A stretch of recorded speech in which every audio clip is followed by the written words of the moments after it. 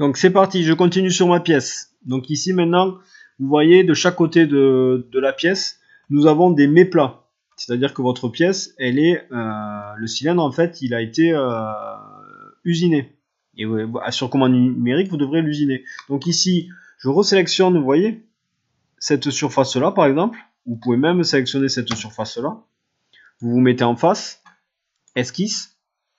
Et on va faire très simple. Vous allez dessiner, sans trop réfléchir, un rectangle qui partira en fait de ce bord et qui va recouvrir le cylindre qui sort. Vous faites la même chose en face. Pas de cotation, on va au plus simple.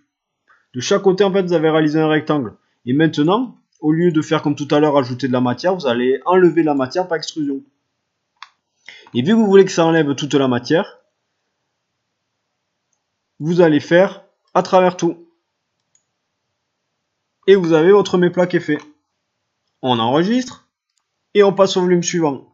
Ici, pareil, c'est un cercle de diamètre 5 sur une profondeur de 1. Mais vous voyez, on voit apparaître, comme tout à l'heure, l'enlèvement de matière.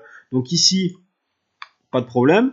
Je me mets sur l'autre extrémité de la pièce et je me mets à dessiner donc mon cercle de diamètre 5. Donc je me centre bien le milieu et je fais un cercle. Je rajoute une cotation et je mets diamètre 5. Ici, on se rend compte du coup qu'on aurait pu faire l'enlèvement de matière après ce volume, mais pas de problème. On va utiliser ici la surface, les volumes existants pour faire une ligne qui part de cette pointe à celle-là. Vous faites, alors ici je n'ai pas bien pris, vous faites la même chose de l'autre côté, donc je déclic-reclic pour pas faire d'erreur. Je sélectionne bien ici mon point d'intersection qui va aller à l'autre point d'intersection ici. Donc vous avez rajouté deux lignes de chaque côté.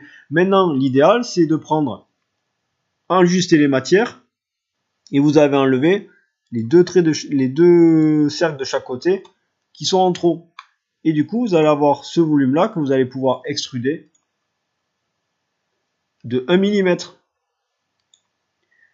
Et vous avez réalisé ce volume. Donc maintenant, ce qu'il va nous rester à faire sur la troisième vidéo, c'est la rainure du milieu.